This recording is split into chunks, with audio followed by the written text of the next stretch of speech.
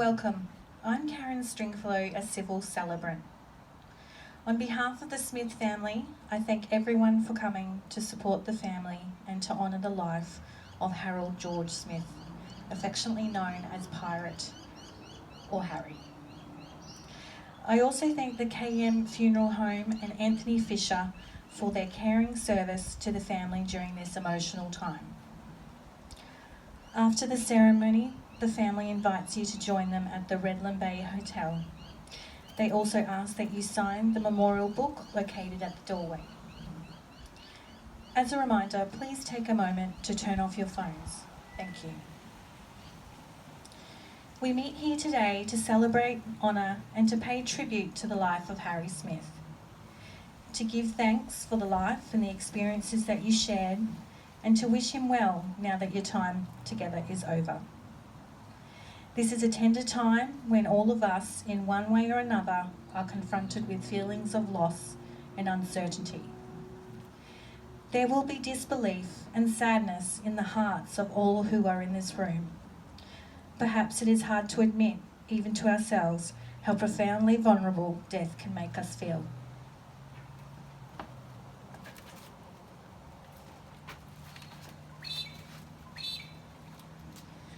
We celebrate Harry's life even as we try to deal with our feelings of vulnerability.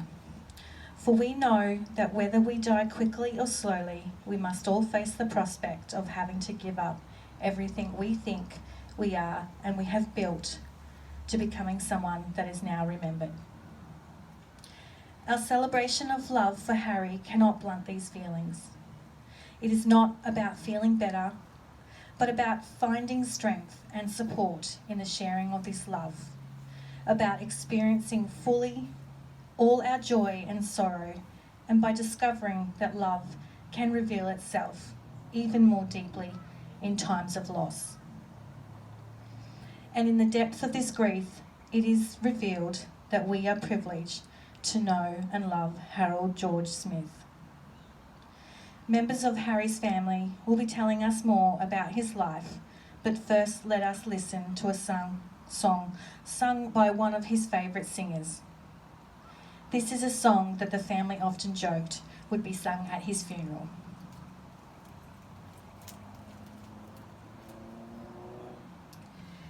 Tempest, Adrian and Eric, Harry's children will now share some of their favourite memories of their father.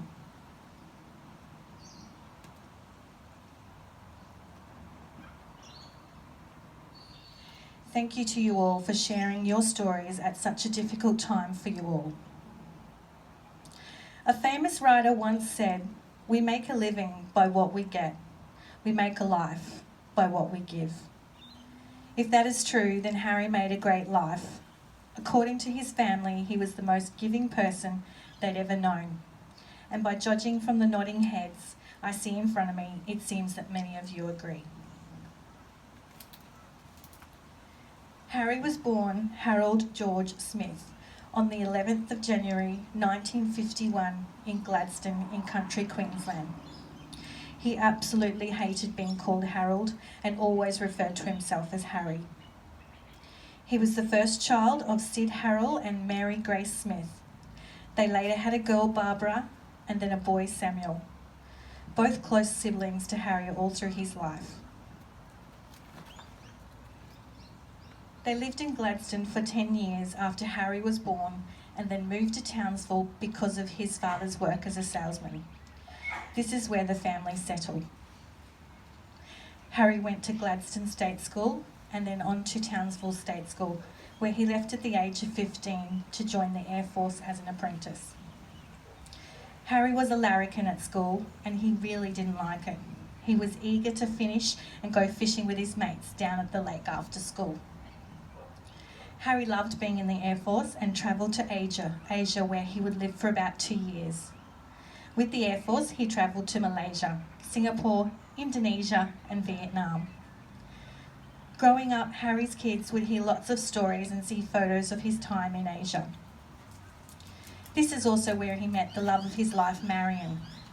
She was living in Malaysia with her parents and her father was in the Air Force with Harry.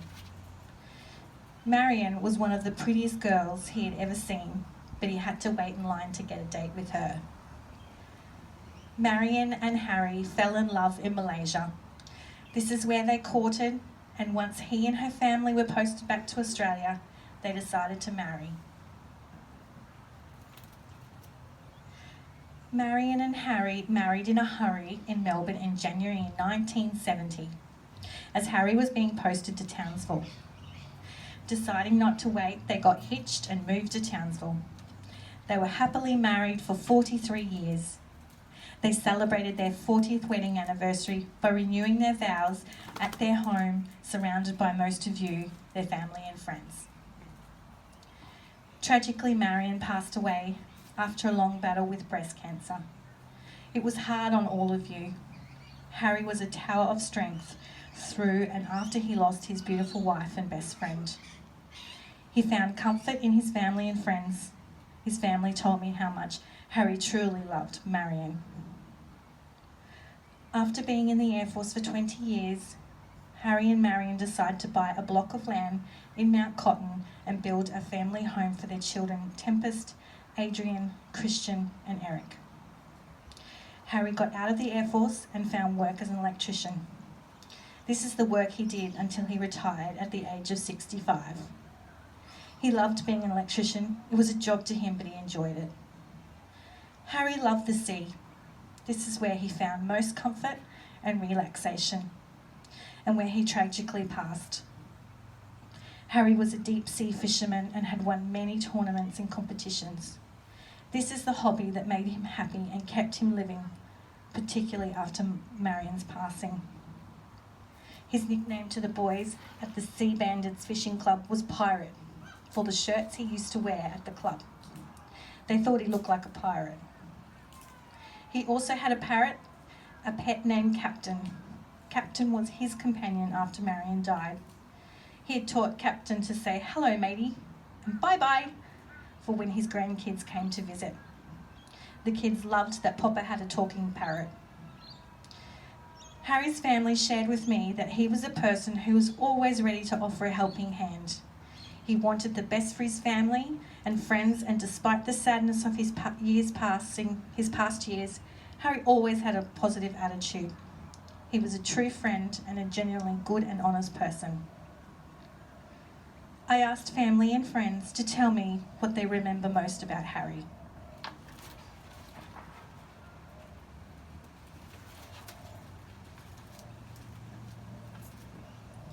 There are so many good memories. He had a big, hearty laugh. You always knew he was around. He was a solid supporter of the Broncos and watched nearly all of their games. He used to sing Johnny Cash songs in the car, and he loved going to the beach with the grandkids. He loved being a grandfather. He was at the birth of all of them. One of his proudest moments was walking his daughter, Tempest, down the aisle at her wedding. He didn't cry, but that was the day everyone saw Harry blubber like a baby. He was honoured to be the FOB that day. Harry was also proud of his sons. They have all done so well for themselves and are genuinely good men. He shared this with his sister Barbara at your holiday last year down at the Tweed. He was proud of his children. Above all, Harry believed in family. He believed in his, and he was proud of the beautiful family he and Marion had created. He always said family first. This was Harry's mantra in life. He also said life is short, so enjoy it while you can. Harry certainly did this. He knew the true value of this statement and those words of wisdom. In closing, I would like to share this poem with you. Do not stand at my grave and weep. I am not there. I do not sleep. I'm 1,000 winds that blow. I'm the diamond glint on snow. I'm the sunlight on ripened grain.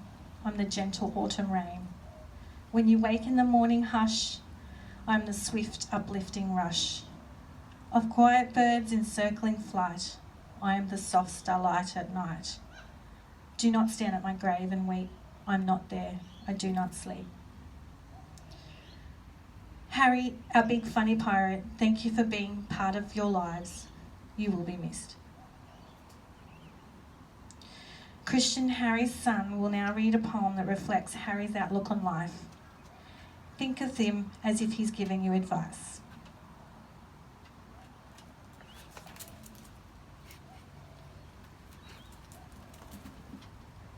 Thank you, Christian, for those inspirational words. It is appropriate now to pause for a moment. Those who are believers might like to pray, others might choose to reflect on Harry's life and the meaning it holds for you. During this time, the family has chosen a special song for you to listen to that Harry very much enjoyed. Tempest, Harry's daughter, shared with me that when she was a young child, he would come out into the kitchen singing this song.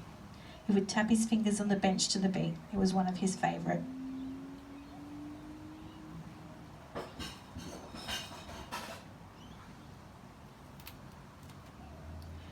Our thoughts are with the family, to his daughter Tempest, his sons Adrian, Christian and Eric, their husband and wives, John, Sarah, Emily and Julia, his sister Barbara and brother Samuel, his brother-in-law John and sister-in-law Celia, Harry's beloved grandchildren, Zale, Dylan, Kai and Fletcher. To his extended family and friends and everyone who came to know and care for this man, we extend to you our deepest sympathy.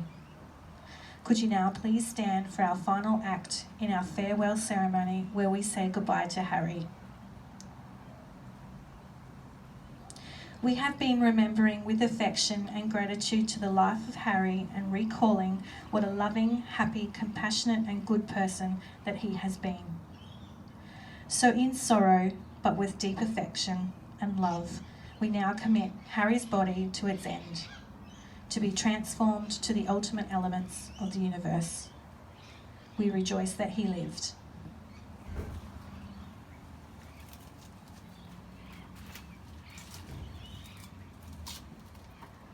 You took delight in his friendship. You treasure that you shared in his life. You cherish your memories of him and the love we leave him in peace, and respect we bid him farewell. Please sit.